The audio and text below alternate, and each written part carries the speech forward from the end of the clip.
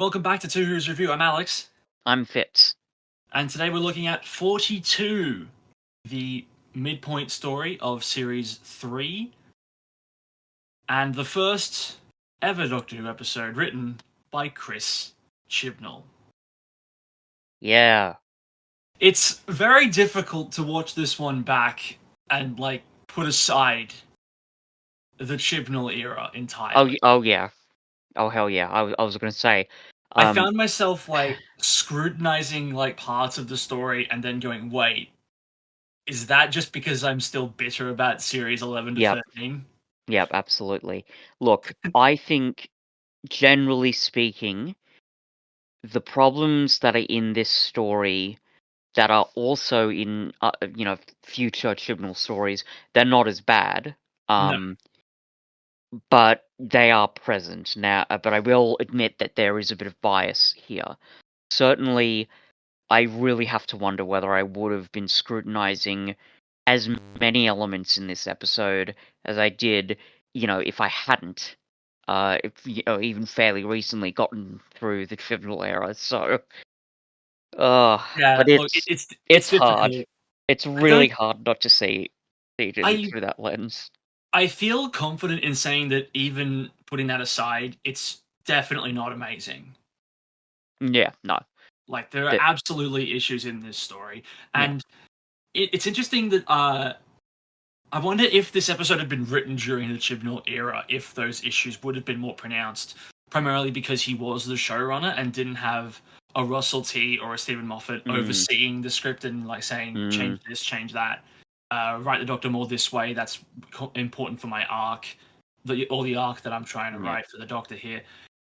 It's tough. But I mean, regardless of all of that, it's definitely one of the most forgettable stories of the David Tennant era. Like I rarely see it talked about. yeah, Like it's not brought up in the same category as stuff like Blink, but it's also not brought up in the same category as stuff like you know Boomtown or Fear Her or Love and Monsters.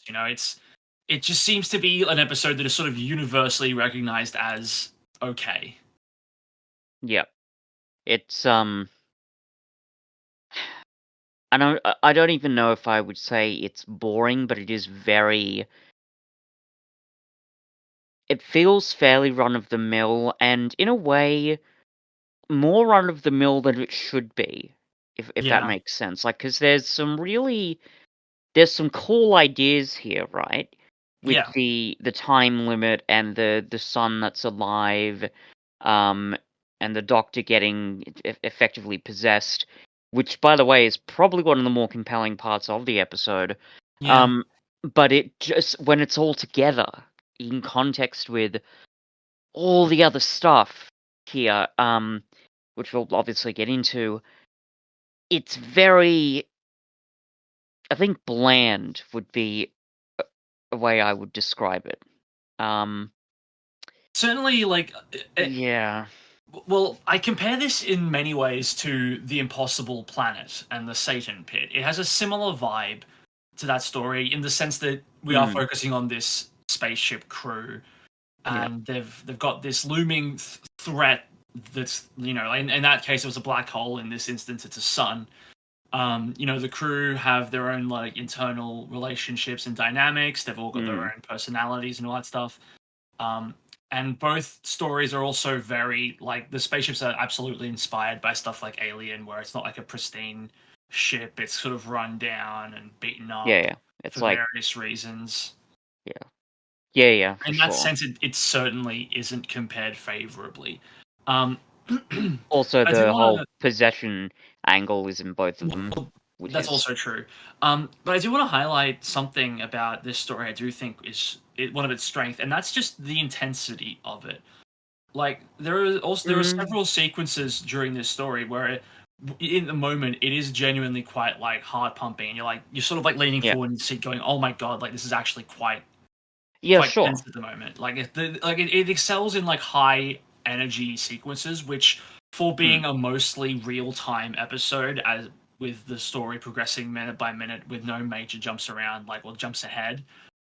It does that job well, and it's something that if you're doing a story where it all takes place in less than an hour and you don't have like a big like sense of high energy stakes throughout the whole thing, I think you've done something wrong. So in that end, Mm.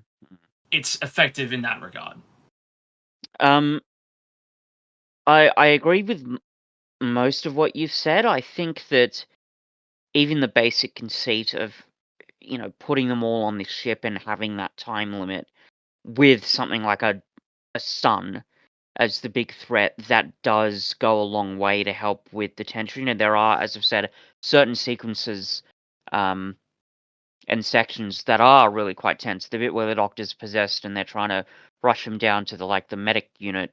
That was actually pretty full on. No credit obviously has to go to David Tennant's performance, but it's the way it's constructed in the writing itself is quite intense. Also, my favorite part in this whole episode, and probably honestly maybe for me maybe the best moment in any Chibnall written script that I think I've seen, is the bit where the shuttle thing gets separated from the The ship, and escape there's pod, just these yes. sequences of quiet, and then it Yep, just devolves to complete silence.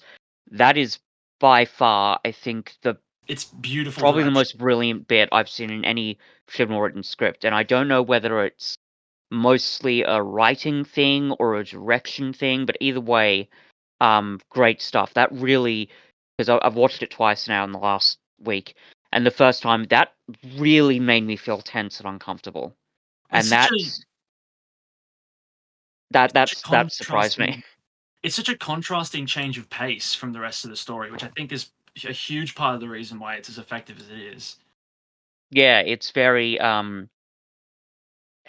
ironically, by slowing everything down, you really sort of feel the weight of this sort of pressure cooker that they're all in, which is pretty great. Let's be honest.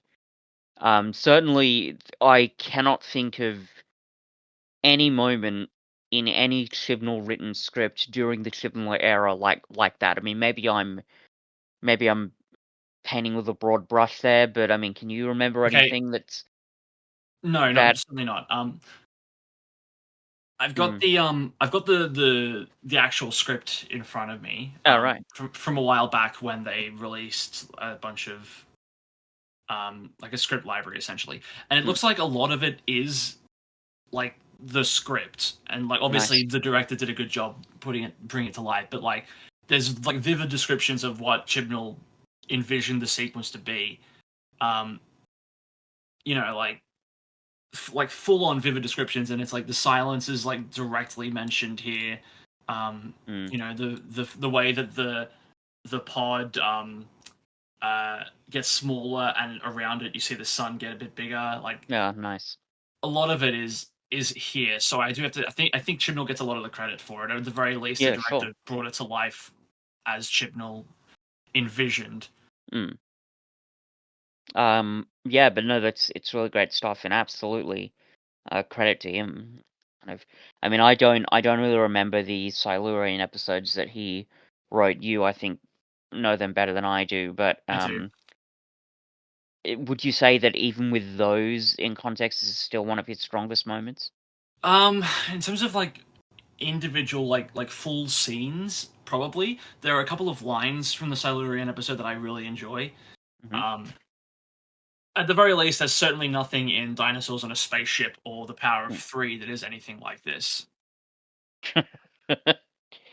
Oh boy, yeah, those will be episodes. Yeah. So again, a lot of good elements here, and again, a couple of good moments, but it's not like that creativity isn't sustained. No, And once you get past the surface level, I think I certainly realized at least there wasn't a lot underneath this story. There was a little bit, and more, I think, than in a lot of the Tribunal episodes we've seen recently, but Not heaps. That's, I think, certainly true with the characterizations and even with Yeah. the really intense setting and the way it's utilized. Chibnall even unfortunately undercuts that in a number of moments, and we'll get to when those are. But there's just I'll never forget this, Cuff, because you put it really well. But when we did the uh, the Legend of the Sea Devils, and you pointed out that the issues are not just with the dialogue; it's the fact that there's very little to support the writing generally, but especially with the characters. So that the dialogue it kind of has to be very surface level, because there's nothing really underneath it. I really started to notice that quite a lot in this Oh, story, certainly, yeah. And it's and it's, as I said, it's hard to look at it outside of a, you know, post Chibnall era perspective. But even if we didn't have broadly similar things here, maybe not with the same level of scrutiny, but the problems are still there because these characters seem kind of cool and intense, and you can tell that there is a backstory with these characters, but we're not getting a lot of that nuance once you pick apart the surface level. It's really quite frustrating. It is, and look, it's tough to keep comparing it to the Impossible Planet because that is a two-part story, so you inherently have Yeah. more time with the characters, and there's more moments of downtime to Mm, explore who they are as people and as a crew. But like pretty much every single person on Sanctuary Base 6 in that story, you know who they are by the end of it. Like yeah. there's enough time spent with them to get to know them, but more importantly there's enough like really great moments of characterization among them, the way they interact with each other, the way they Mm, interact with the doctor, the way they mm. interact with the situation. You learn so much about them, and that's something that doesn't just happen because you get an extra 42 minutes of runtime. That's something that Yeah, takes. there's careful characterization there. Yeah, exactly, and like and some genuine like thought put into those moments and scenes, because we were getting those moments in that story in the first moments of meeting those characters. It's not Yeah. just like it's not the fact that we had so much time with them. No, that time was spent well. Yeah. In this case, it's really not the same thing. And I did tend to notice a lot of Chibnall isms coming through. Like Mm. the clearest thing for me was I forget the character's name, but the one that spends a lot of time with Martha in this story. I think his name's Riley. Um, And can I just pause there for a second? yeah. Even the fact that you're forgetting their names, Oh maybe I'm yeah. being a bit nitpicky, but like, doesn't that seem to indicate the lack of depth with these characters? Because I'm honestly forgetting most of their names at this point, Yeah, and I've but watched like it he's twice. But I think Oh something that's God, something that is pretty obvious with the Chibnall era is that it doesn't really blend character and plot incredibly well. And no. I'm not the first person to make this Mm, observation, but there are so many Chibnall stories where there seem to be like, okay, now for the character scene, okay, now for the plot scene, okay, now for the character scene, okay, now for the plot scene. And it comes yeah, up here as well, where Riley, for the most part, he's there to get the pub trivia doors open, and we'll discuss that in a moment. yeah. Well, Um, we'll get to that. the pub trivia doors, they need to be open, and he's there to facilitate that. And then as soon as his role in the plot is over, as soon as he's sequestered in the escape pod with Martha, then we get a full 2 minutes of him just telling us his backstory. Yeah, and even It's worse, it's the same stuff. It's the exact same stuff we're going to see in the Chibnall era, and where even the worse, characters exist, and then maybe we can learn about them. we get that dialogue. A lot of that dialogue in that scene is very frustrating, and it undercuts the tension that we've just sort of well established with the great bits of science and whatever, because Yeah, we have the guy. It's not even that he's explaining his backstory. He's literally telling us, who he is by saying, "Oh, I've never really found anybody to believe in."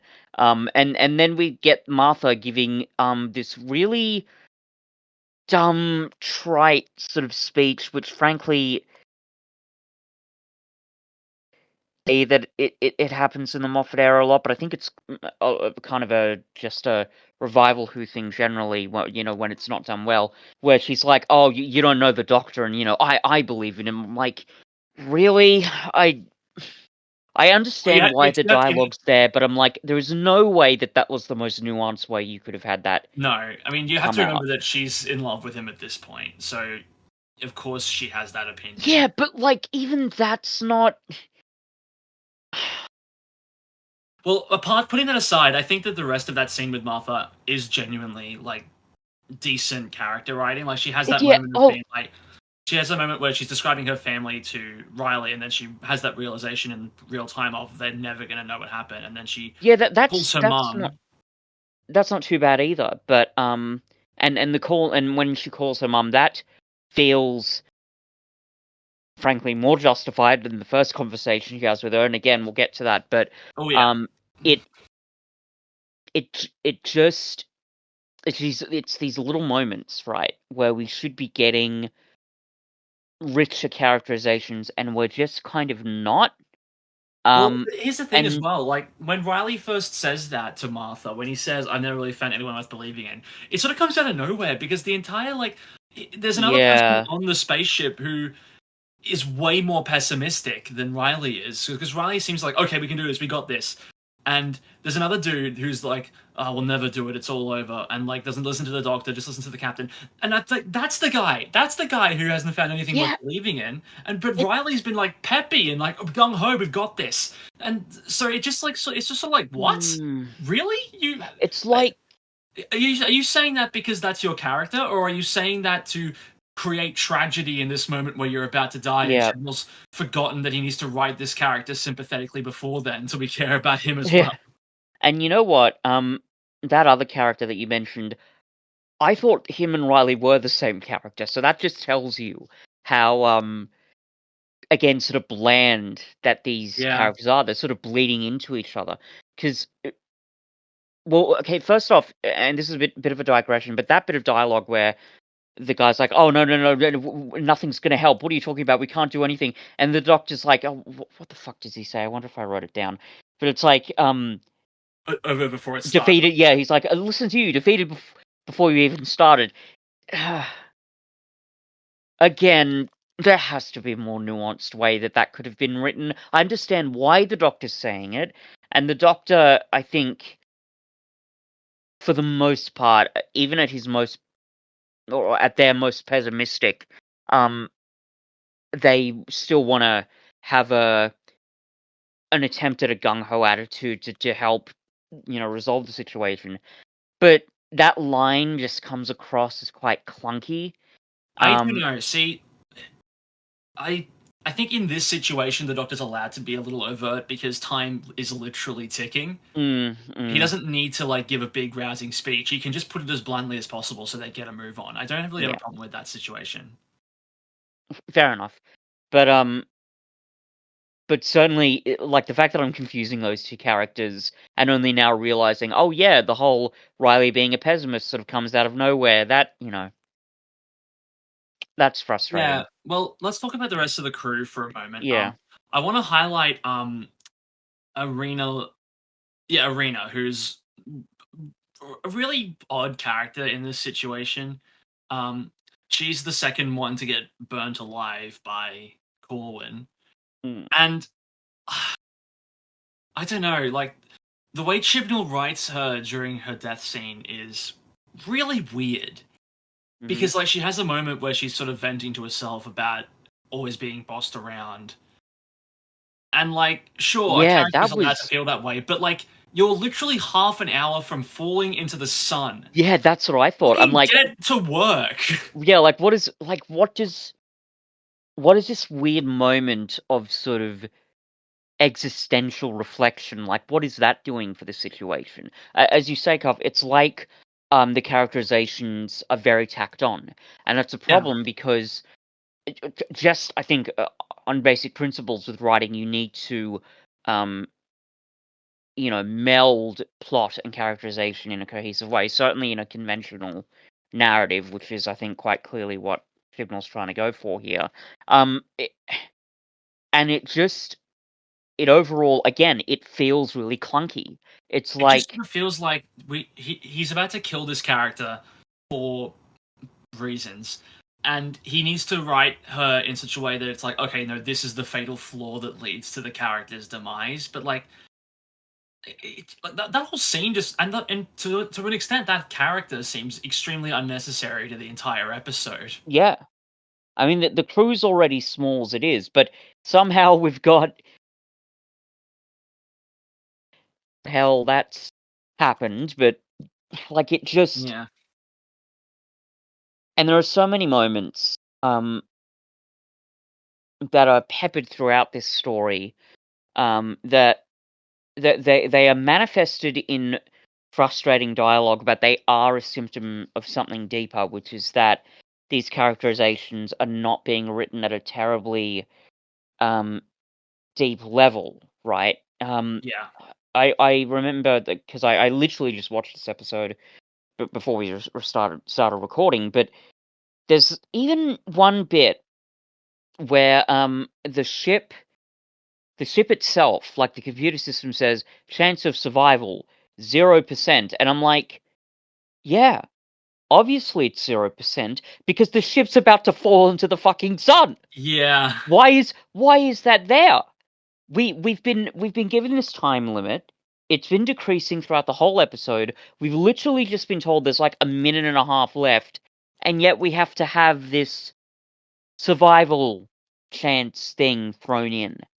And there are a bunch of moments in the story that are like that. There's the bit where the captain sees the scorch mark of... I don't even know who it is who died. It wasn't Corwin. It might have been the woman we were just talking about, but somebody who dies. And Picking us off yeah, one one by by one, one. as if That line is so typical of the Chibnall era, where it's like literally just telling us what we're seeing. there is no point in that line of dialogue, and because there's nothing underneath it, it just feels like padding at this point. You could, and the frustrating thing is, you could literally have that scene with no dialogue at all, and it would be at best no worse than it is now. Like if you had the captain just staring at the scorch mark and then having us sort of sit in that moment, that would have been better than what we got. Yeah. As it is, it's just this kind of frustrating, excessive piece of nonsense. I It's want to talk about the captain now. yeah, let's do that. I understand what Chibnall's going for here with this character. Yeah. It's the captain who's made some murky decisions, combined with the doting wife character. Neither is incredibly fleshed out. Yeah. I mean, they're there. They're there, yeah. She fulfills sort of those stereotypes. But I think it sort of goes back to your earlier point. These things just aren't melding together. No. Like the whole concerned wife of it all. It's almost just like a cheap way to sort of garner sympathy for the character, I guess. I mean, Yeah, it does it's sort of... really lazy. It's a really lazy way to try and give her It some does come emotional depth to together, tie it all towards a different character rather yeah. than making her her own person. Which is weird because we've already got another character who doesn't seem to have much of a purpose in the story. So anyway, Well, real quick to that end, like putting aside like the backstory and what we don't see on screen, what do we see her do? yeah, I mean, the concerned wife and guilt-ridden captain do come together a bit at the end when At she the end, yeah. sacrifices her life, and that was pretty good.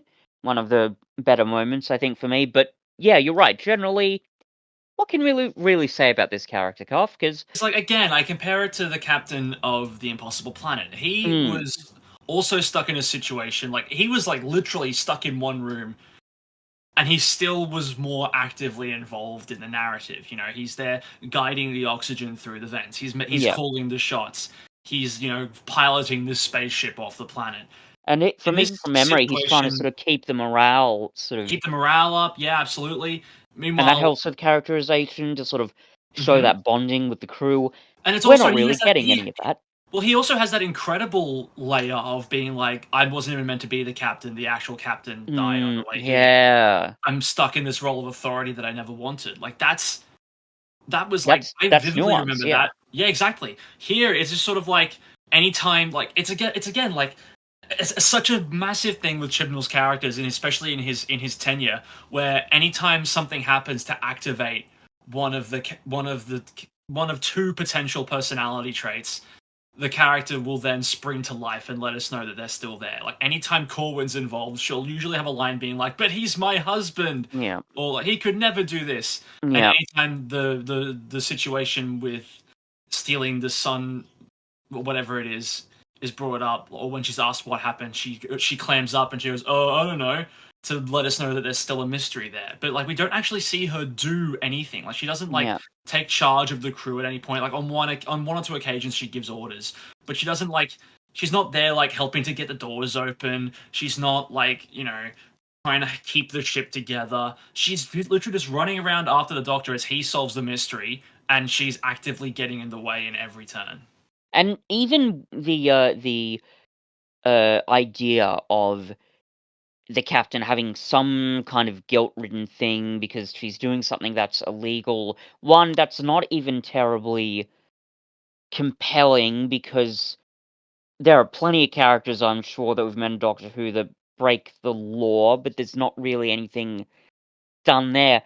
And also, there's an opportunity for like a backstory there, and maybe a way to explore who this character is and why she feels the need to, maybe break the rules or ignore protocol or maybe you know what I mean? Like putting something there where we realize, oh, there is a bit of a reason why she's doing this. She's maybe had a tragic backstory. Maybe there's something, a history she's had with her job or something. I don't know, something there. But there's none of that. I compare Yeah, this to I forget the character's name, but the guy from the Silence in the Library who keeps talking about something about his family pride, and the Doctor gets really shitty with him, saying, I don't have time to deal with this. But then it's revealed, no, he's actually caring about his daughter who's like stuck in almost like the Matrix or something. So, I mean, yeah. maybe I'm maybe butchering the description of how I that mean, I works in know the episode, it's close enough. but you know what I mean. There's something Yes. there.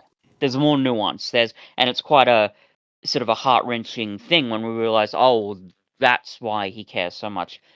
None of that here. It's No. just it's a cheap way to bring in a sort of vague anti-capitalist sentiment, which, to be fair, at least we're not getting the same thing we had with Kablam, but Well, let's also examine like the reasons that let's examine the backstory, like what we actually learn about what happened before this episode begins. mm, The ship was running low on fuel, so they mm, used a fusion scoop, which is illegal, to mine the sun.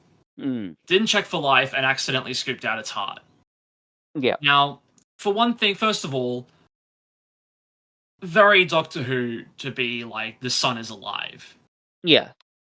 And it makes it even like I don't want to beat a dead horse about this, and I don't think I've even mentioned it on the podcast before, but I don't understand how in the same show you can say I don't have a problem with the sun being alive, but the moon being an egg, now that's too far. Like it's I don't know. Maybe I'll re-examine when we get to Kill the Moon. But for me, it's always like, how is that the thing that crosses the line? There's way more ridiculous stuff that happens in the show. A sun being alive.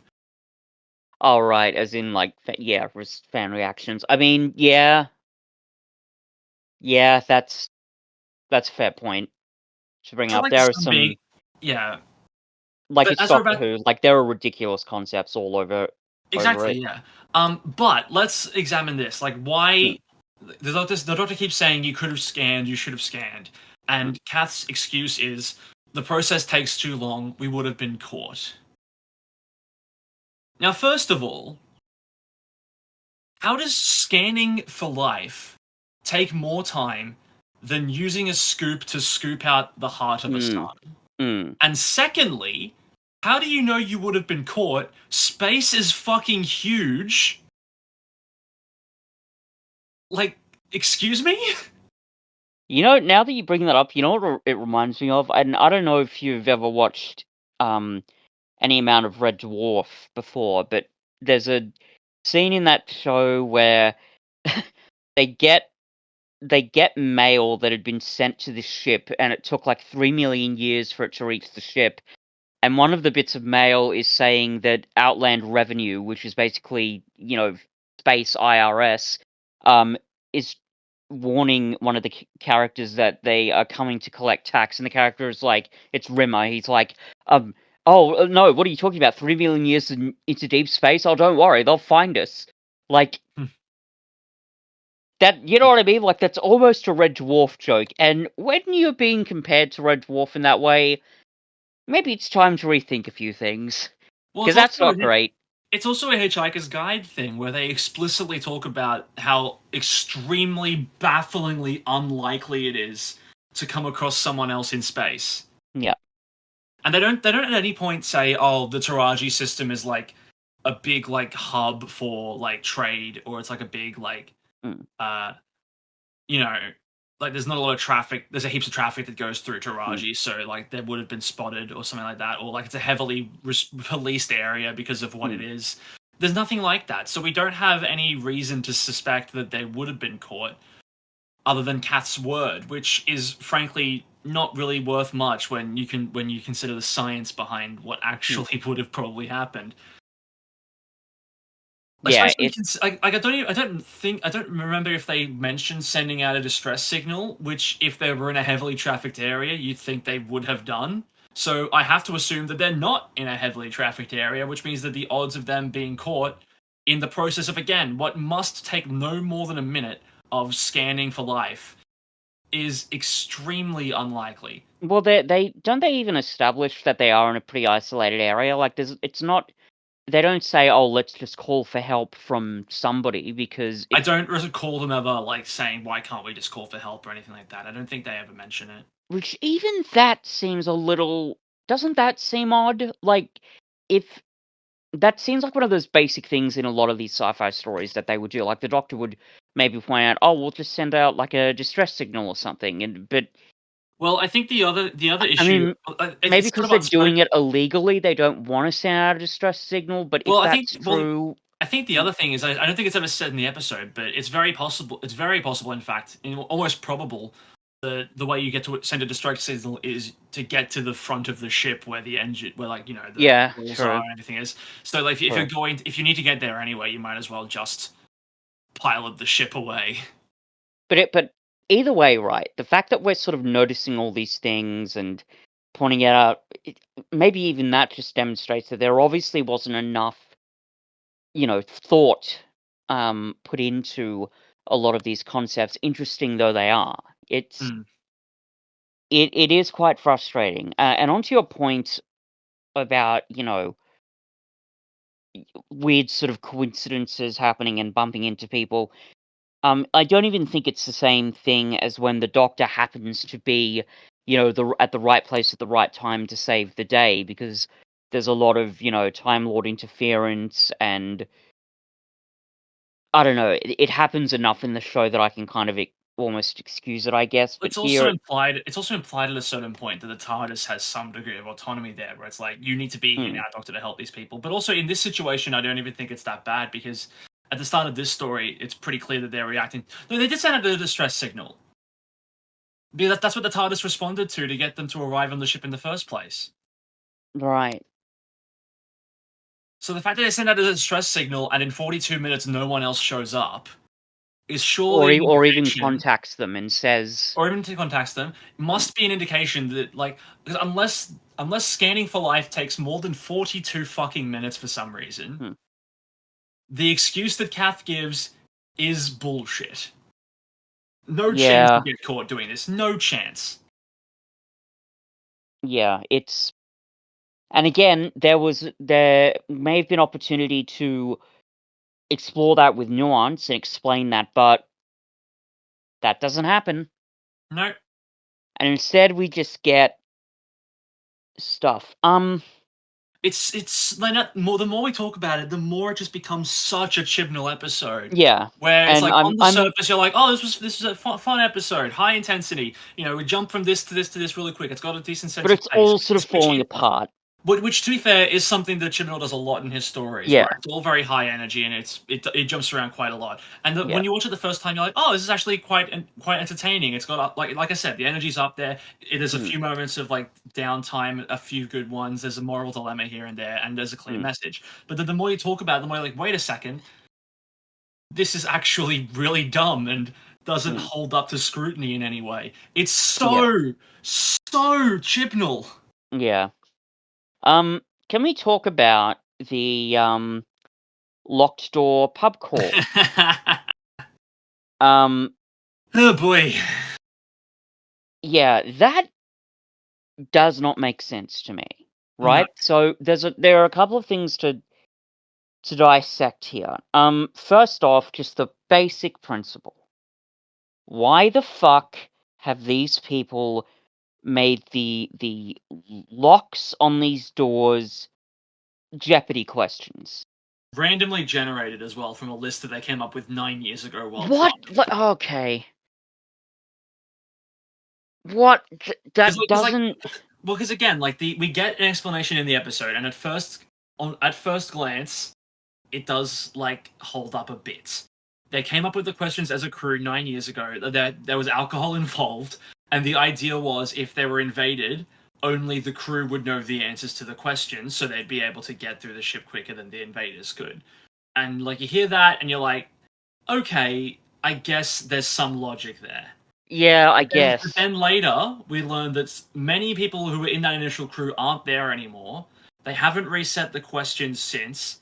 The questions are randomly generated from a big list to make it even more difficult. So if the person who needs to be there, if the person there is one of the few people who doesn't know the answer to that question, and if that person is elsewhere, like out in a spacewalk or something, you're out of luck. And also the extra little niggle that if you get one answer wrong, the The entire doors. system shuts down. Oh, also, this is all going on while they're scooping atomic energy out of a fucking sun.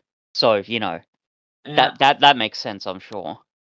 No need to change the locks, no need to fix that situation up before they go into near a sun. But yeah. It's clearly that a situation that's been manufactured for comedic what? effect, No, not almost. comedic effect. It's like the whole reason the system exists this way is that it gives Martha an excuse to call her mum during the episode Well, to get the answer to a question. that's the other thing. I think that conversation is largely unnecessary. And the reason why is because all it's essentially doing is trying to um, reestablish a sense of conflict between um, Martha and her mother. But we already have that conflict from previous episodes. Now, you could argue that it's Well, there to refresh audiences' minds, but it doesn't do a lot, I think, I because we mean, I then think get the other scene later on where we've got the Harold Saxon crew sort of listening in. That does more, I think, for that yeah. relationship than Look, this first scene. I think if you have that scene right at the end, out of nowhere, it is a bit. Oh, okay. So now we're doing like this. That would read more like a Russell T Davis tacked this scene onto the end of an episode Yeah, it I didn't guess belong so. in. So like I understand where they were like, let's have her call her mom initially as like a comedic, oh, don't old people understand how to use computers incredibly well. Mm, Let's have Martha get frustrated when she's taking longer than she should, and it's again a very like observational. How do you do, fellow kids? yeah. That Chibnall loves to write into his things. Then you Mm, get the second phone call, which is genuinely quite heartwarming and nice, and mm, that teases someone listening in the background, and then mm, and then at the end you get the final scene where it's like, oh, she's working with the government now, and yeah. they're trying to track her and learn about the doctor and stuff. Now, I did discuss this a bit during the last episode of this, Mm, the whole Francine subplot and how it was like, oh, I don't know, um, and here I don't know, maybe it's just because like it's so obvious that these government people are shady, but mm, like I absolutely would not be trusting them in this situation. Over the word of my daughter, who I've known all her life, and I know how I raised her. Like there's no chance. If three men in suits rocked up at my door one day, being like, "Can we listen in on your private phone calls to your daughter while we track her down?" I probably wouldn't go along with it so willingly. Like, regardless of how much I did or didn't trust her presumed romantic partner. Yeah. I don't know. Like it. I suppose that is that little extra wrinkle where they've told her a bit about the doctor and like she's worried about her, but I still don't think I would be like, you know what? Yes, you can track our phone calls, you can listen in. Yeah, that almost sounds illegal. Yeah, Like, that would have to breach some sort of privacy laws, and that just doesn't make a lot of sense, right? Because no, even if you no. argue that, oh, well, obviously Francine's concerned about her daughter, um, there still hasn't been enough work with their characterizations to justify that, right? For her to be that, as you say, for her to be that suspicious of Martha. Even if she is suspicious of the doctor, which does make a little bit of sense. I Um, I yeah. wonder if that's like it's not brought up in the finale at all, but I wonder if there's Mm, the influence of the Archangel Network involved there. mm, Because the whole purpose of Archangel is to get the entire planet to trust Harold Saxon, so they vote him as prime mm. minister. So I wonder if that layer of subliminal messaging is what convinces Francine in this situation, where it's like, we work for Harold Saxon, and Francine goes, "Oh, Harold Saxon, I trust him. Well, come on in then. I don't trust the Which, Doctor, but I trust Harold Saxon." and I'll say this, in a way that kind of makes sense because the Yeah, Master does have that sort of hypnotizing well, ability. and they bring this up in the finale as well, so it's very Okay, good. yeah, maybe that's got something to do with it, but I still feel like even that overall subplot could be done a little bit better, and certainly in this episode, it doesn't seem to be as teased out as it could be. Um, but overall, like the conversation for me doesn't seem terribly useful. That first one, I mean, and also I get that the Doctor's under a lot of stress, and I get that he may be forgetting, who was the most sold out, um, person. But if he understands that, him answering this question is what's going to save their lives, surely he'd be able to figure out. Surely he'd be able to use his pretty vast knowledge of human history to understand, like the question to answer it properly, right? Like it just doesn't. Uh, Having that phone conversation seems to be a very roundabout way to solve that situation when it could have I easily just been done with the Doctor, like thinking, "Oh, who is it? Oh, that's right, it's them." I don't know. Like, I kind of Mm. like the Doctor not knowing absolutely everything about human history, Well, especially that's when it is something like like music records, and not something like he gets the mathematical question instantly. If it had been a question about like actual historical events, he probably would have gotten that as well. yeah, But maybe I when it's something like music charts, he probably wouldn't have taken the time to be like, let me memorize like the entire history of like this of music, so I know who was absolutely the highest selling. Like I could probably reason that away as that being something the Doctor might not necessarily know off the top of his head.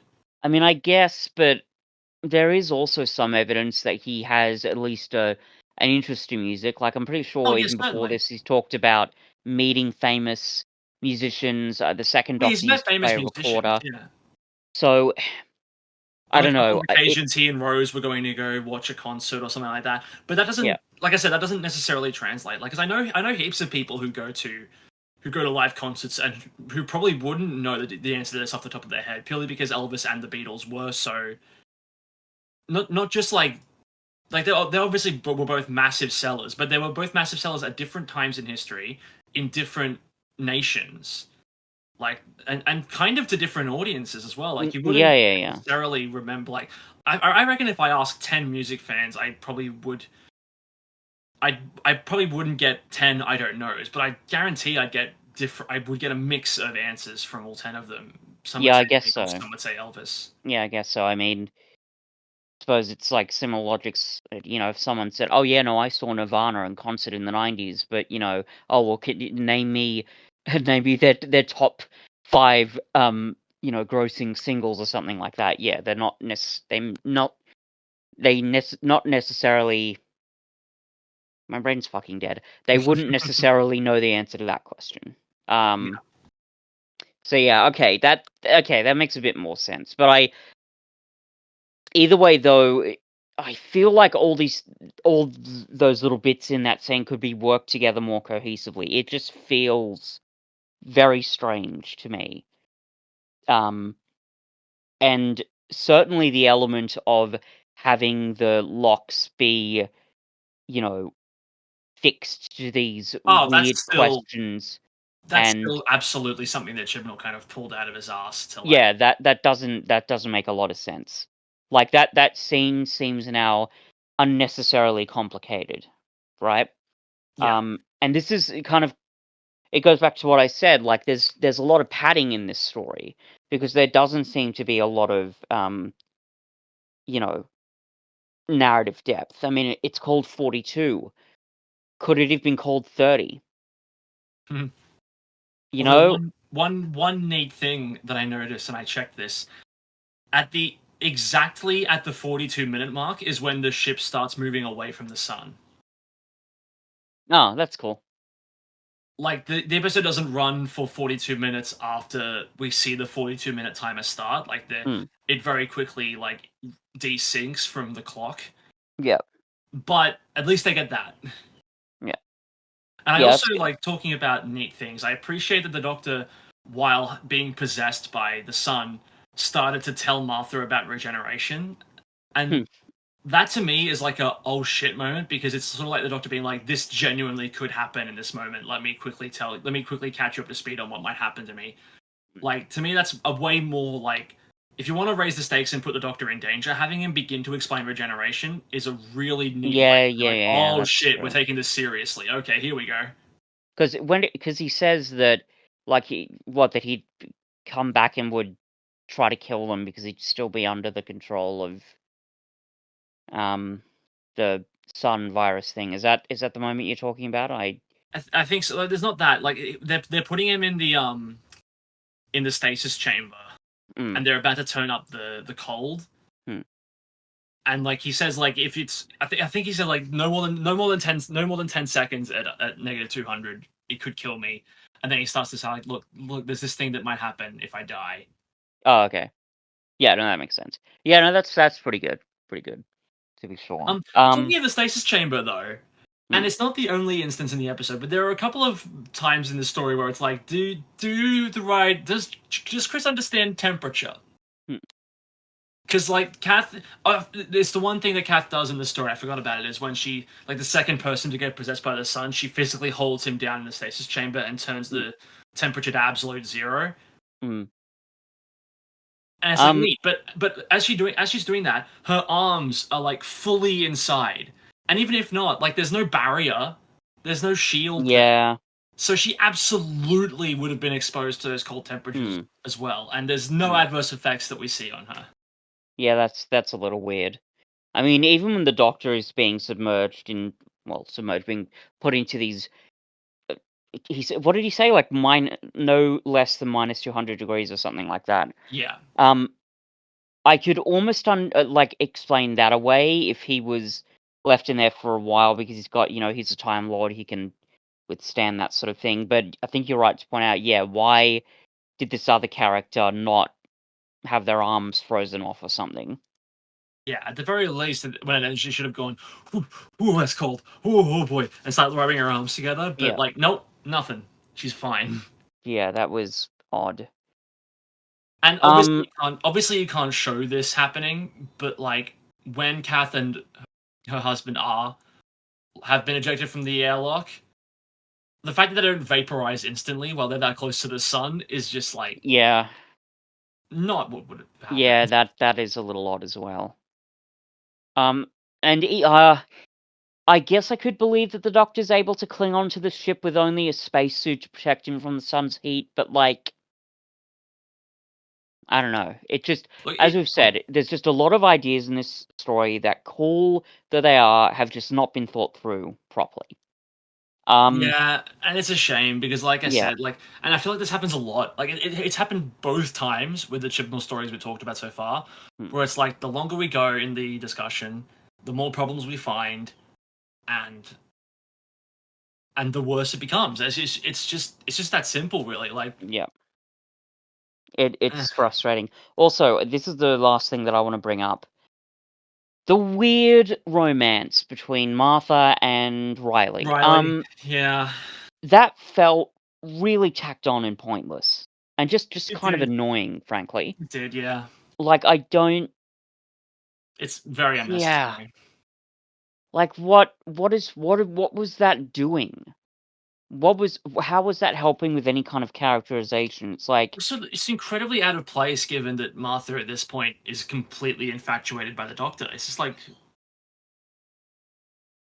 well, yeah, like because there's been no Martha hasn't had any other romances with any other characters, and she actively sort of, you know, buffered up against Shakespeare's advances from memory. yes, she did, yeah.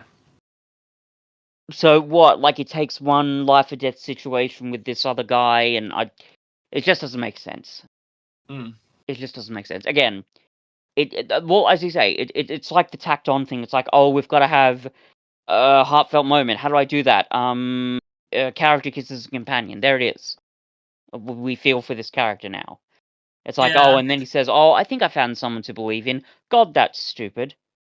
yeah, That's it's so it's stupid really and really bad, pointless. really bad. Yeah, so overall, I'm gonna go with this wasn't a great episode when I first watched it, and it's even worse now that we've discussed it. Yeah, I mean, it's difficult because, like, comparing it to the other two Chibnall stories we've watched, Look, is it as at is it least as bad as the Legend of the Sea Devils? I don't think so. at least with the power of the Doctor, there were so many insane ideas in that story. You kind of had to at least admire how bold Chibnall was being, even if he Yeah, wasn't using the like ideas it was remotely as well as he could have been. Power of the Doctor is ambitious, and Yeah, that is worth crediting. Whether or yeah, not that ambition pays off is another story. yeah. I I This don't is think I kind can of rank it's this as low as I did Legend of the Sea Devils because yeah, because that was a at the lot more very frustrating. it was, and at the very least in that story, I mean, rather in this story, David Tennant is still for the most part characterized properly as the Doctor, Yeah, as a pretty good Doctor. whereas Um, like Legend of the Sea he's Devils. probably one of the stronger characters in this story, and that makes sense. But like, And I also appreciate, and it's a small moment, a very small moment, but when they enter the TARDIS again and Martha starts talking to the Doctor and he's just sort of like lost for a moment, yeah, that was good. and it's like you can like it's. I'm so happy they had that because for as traumatic an experience the Doctor was put through, I would have been annoyed if they never addressed it. Yeah, But obviously, the Doctor is often characterized as someone who doesn't really just like talking about their feelings and yeah, will particularly this often era of the Doctor. yes, and will often change the subject when confronted by it. So he had a Yeah, quiet moment alone, and then he mm. briskly moved ahead, Yeah, and that was good. then noticed Martha was like a bit annoyed at that, so gave her the key. Really great Very well. sequence. Yeah. Um, yeah, but otherwise, not a lot to enjoy here. I am going to give No. this a 4 out of 10. Um.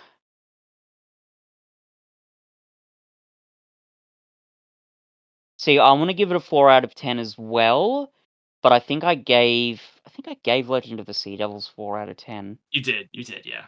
Yeah. But they can be forced for different reasons. True. Yeah. Yeah, I'll give it a 4. Cool. Well, I'm happy this is behind us because the next 6 episodes of Revival Who are all certified bangers. Yeah. So cannot wait to dive into them. Yeah. But before then, we are jumping back into a classic series next time, and we're going to be discussing The Curse of Peladon. Mm. Until then, I'm Alex. I'm Fitz. Should we do it together? Yes. 3, 2, 1. Burn. Burn with It's me. not quite synchronized, and you definitely put a lot more oomph into it than me, but oh well. Yeah.